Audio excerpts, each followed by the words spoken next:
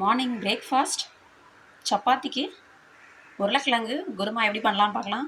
அதுக்கு உருளைக்கிழங்கை வாஷ் பண்ணி குக்கரில் ஒரு 6 விசில் விட்டு எடுத்துக்கலாம்.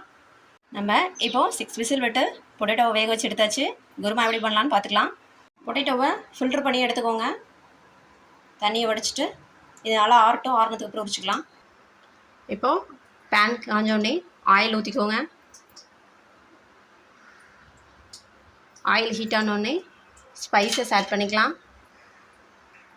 நான் ஃப்ளேவருக்கு தான் போடுறேன். உங்களுக்கு வேணும்னா போட்டுக்கலாம், இல்லைனா ஸ்கிப் பண்ணிக்கோங்க. கொஞ்சமாக கடுகும் போட்டுக்கிறேன். கட் பண்ணி வச்சுக்க வெங்காயம், பச்சை மிளகாய், கருவேப்பிலை ஆட் பண்ணிக்கலாம். ஸோ வெங்காயம், பச்சை மிளகாய்லாம் ஆட் பண்ணிவிட்டோம். நல்லா மிக்ஸ் பண்ணிக்கலாம்.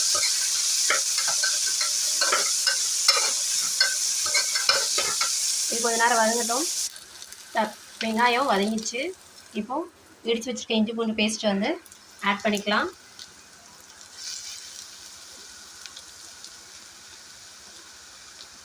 மிக்ஸ் பண்ணிக்கலாம்.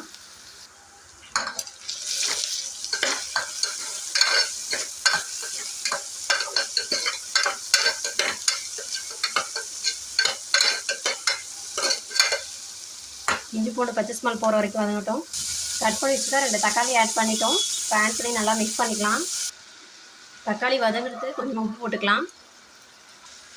நல்லா மிக்ஸ் பண்ணி விட்டுறலாம்.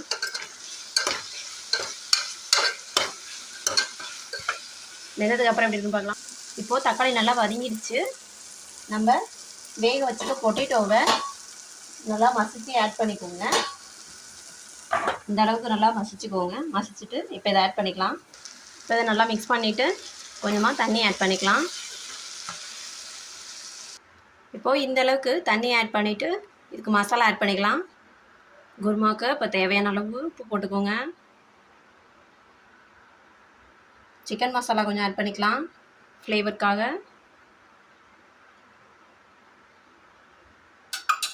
மஞ்சள்தூள் கொஞ்சம் ஆட் பண்ணிக்கோங்க.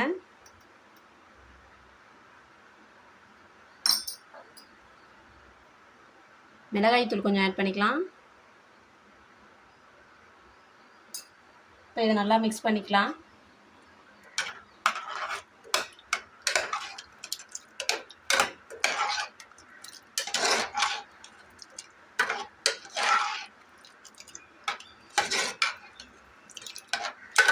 அவ்வளோதாங்க, சூப்பரான சப்பாத்திக்கு குருமா ரெடி பண்ணியாச்சு. இப்போ இதை ஒரு 1 மினிட்ஸ் வந்து குக் ஆகட்டும். அவ்வளோதாங்க, 1 மினிட் கொதிச்சிச்சு. கொஞ்சமாக புதினா இலை தூவி ஆஃப் பண்ணிவிடுங்க. அவ்வளோதாங்க, சிம்பிளான பொட்டேட்டோ குருமா ரெடி ஆயிடுச்சு. தேங்காய் எதுவுமே ஆட் பண்ணலை பேஸ்ட்டு, அதனால் ஈஸியாக செஞ்சிடலாம். தேங்க்யூ ஃபார் வாட்சிங். Please subscribe my channel.